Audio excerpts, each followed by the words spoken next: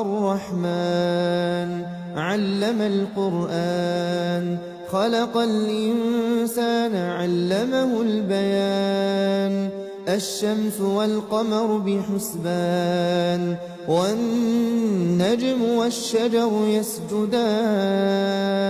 والسماء رفعها ووضع الميزان ألا تطغوا في الميزان وأقيموا الوزن بالقسط ولا تخسروا الميزان والأرض وضعها للأنام فيها فاكهة والنخل ذات الأكمام والحب ذو العصف والريحان فبأي آلاء ربكما تكذبان خلق الإنسان من صلصال كالفخار وخلق الجان من مارج من نار فبأي آلاء ربكما تكذبان رب المشرقين ورب المغربين فبأي آلاء ربكما تكذبان مرج البحرين يلتقيان بينهما برزخ لا يبغيان فبأي آلاء ربكما تكذبان يخرج منهما اللؤلؤ والمرجان فبأي آلاء ربكما تكذبان وله الجوار المنشآت في البحر كالأعلام فبأي آلاء ربكما تكذبان كل من عليها فان ويبقى وجه ربك ذو الجلال والإكرام فبأي آلاء ربكما تكذبان يسأله من في السماوات والأرض كل يوم هو في شأن فبأي آلاء ربكما تكذبان سنفرغ لكم أيها الثقلان فبأي آلاء ربكما تكذبان يا معشر الجن والإنس إن استطعتم أن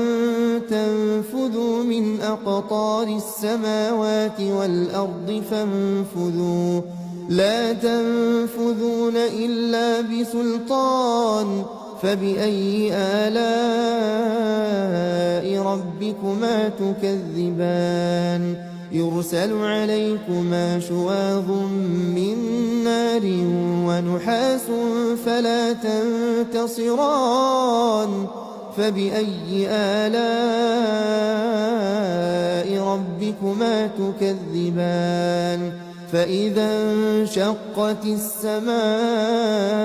فكانت وردة كالدهان فبأي آلاء ربكما تكذبان فيومئذ لا يسأل عن ذنبه إنس ولا جان فبأي آلاء ربكما تكذبان يعرف المجرمون بسيماهم فيؤخذ بالنواصي والأقدام فبأي آلاء ربكما تكذبان هذه جهنم التي يكذب بها المجرمون يطوفون بينها وبين حميم آن فبأي آلاء ربكما تكذبان ولمن خاف مقام ربه جنتان فبأي آلاء ربكما تكذبان ذواتا أفنان فبأي آلاء ربكما تكذبان فيهما عينان تجريان فبأي آلاء ربكما تكذبان فيهما من كل فاكهة زوجان فبأي آلاء ربكما تكذبان متكئين على فرش بطائنها من استبرق وجنى الجنتين دان فبأي آلاء ربكما تكذبان فيهن قاصرات الطرف لم يطمثهن إنس قبلهم ولا جان فبأي آلاء ربكما تكذبان كأنهن الياقوت والمرجان فبأي آلاء ربكما تكذبان هل جزاء الإحسان إلا الإحسان فبأي آلاء ربكما تكذبان ومن دونهما جنتان فبأي آلاء ربكما تكذبان مدهامتان فبأي آلاء ربكما تكذبان فيهما عينان نضاختان فبأي آلاء ربكما تكذبان فيهما فاكهة ونخل ورمان فبأي آلاء